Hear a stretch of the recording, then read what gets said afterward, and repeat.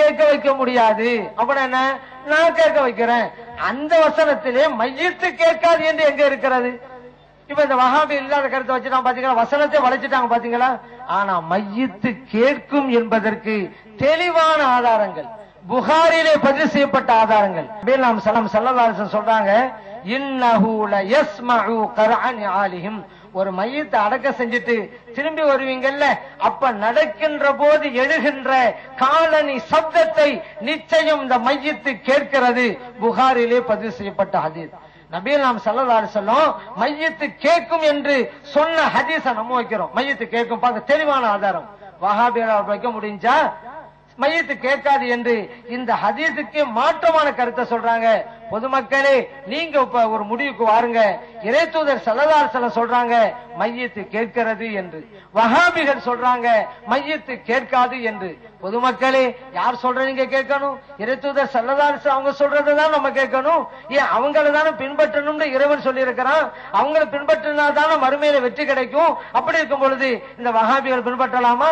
அல்லாஹ் தஆலா வஹாபிகளை பின்பற்றணும்டா சொன்னா, இந்த வஹாபிகள் பின்பற்றினா மறுமையில வெற்றி தான் கிடைக்குமா? அதனால இறைத்தூதர் ஸல்லல்லாஹு அலைஹி வஸல்லம் தெளிவா சொல்லிட்டாங்க மையத்து கேட்கும். ஆனா இந்த ஹதீஸ நாங்க வச்சோம் கலியக்காவில விவாதத்துல.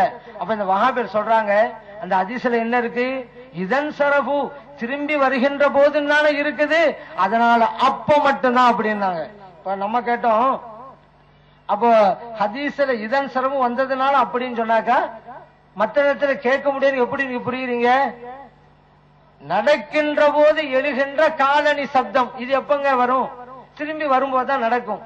நடக்கின்ற நிகழ்வை சொல்லி காட்டுகிறார்கள். திரும்பி வருவாங்கல்ல, அப்ப நடப்பாங்கல்ல, சத்தம் கேட்கும்ல, அதை கேட்பாங்க. அந்த நிகழ்ச்சியை சொல்லி காட்டுகிறார்கள் நபி நாம் ஸல்லல்லாஹு அலைஹி வஸல்லம் அவர்கள்.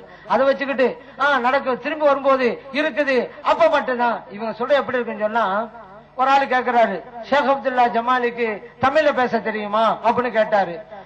ஆமா தெரியும். என்ன ஆதாரம்? ஸ்டாண்ட்ல பேசினாரு, நான் கேட்டேன் அப்படின்னு நீங்க சொல்லுங்க. உடனே வஹாபி சொல்வாரு, ஸ்டான்லில அவர் தமிழ்ல பேசுவாருங்கிறதுக்கு தான் அது ஆதாரம், பல்லாவரத்துல பேசுவாருங்கிறது என்ன ஆதாரம் அவங்க கேட்பாங்க.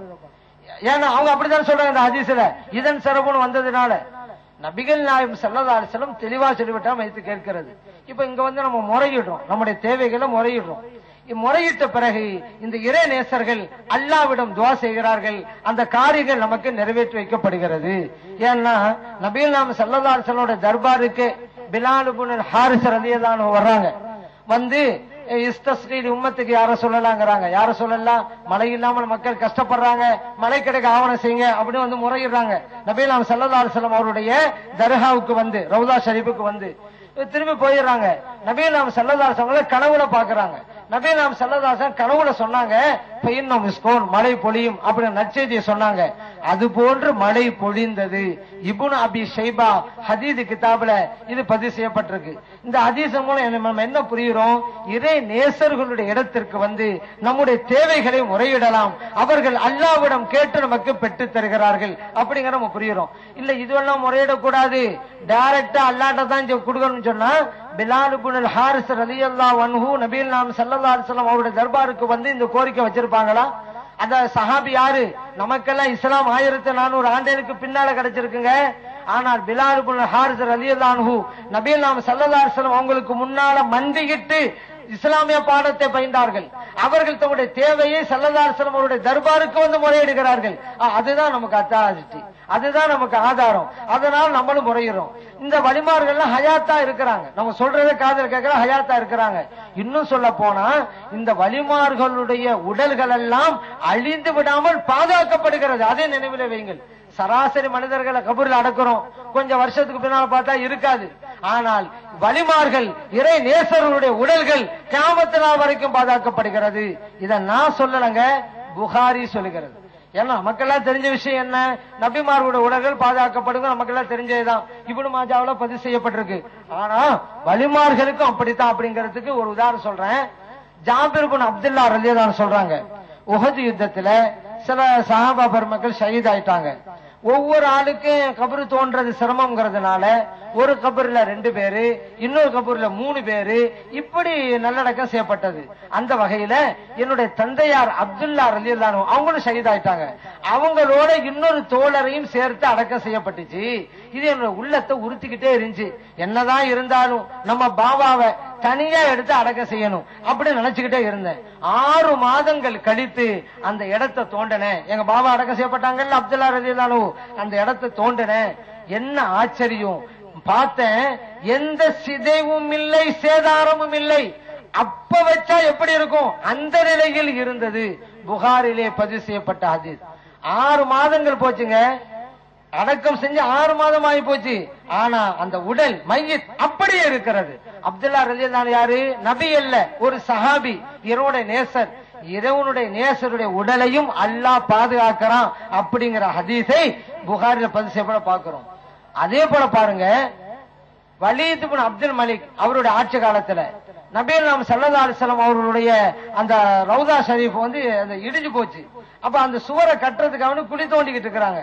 அப்ப ஒரு காலு தெரியுது. அப்ப எல்லாருக்கும் ஒரு அச்சம் ஏற்பட்டுச்சு, யாருடைய கால் இது? ஏன்னா அங்க 3 பேருடைய கபர்ல இருக்குது, நபிகள் நாயகம் ஸல்லல்லாஹு அலைஹி வஸல்லம் காலா இருக்குமோ அப்படிங்கிற பயமும் வந்து போச்சு.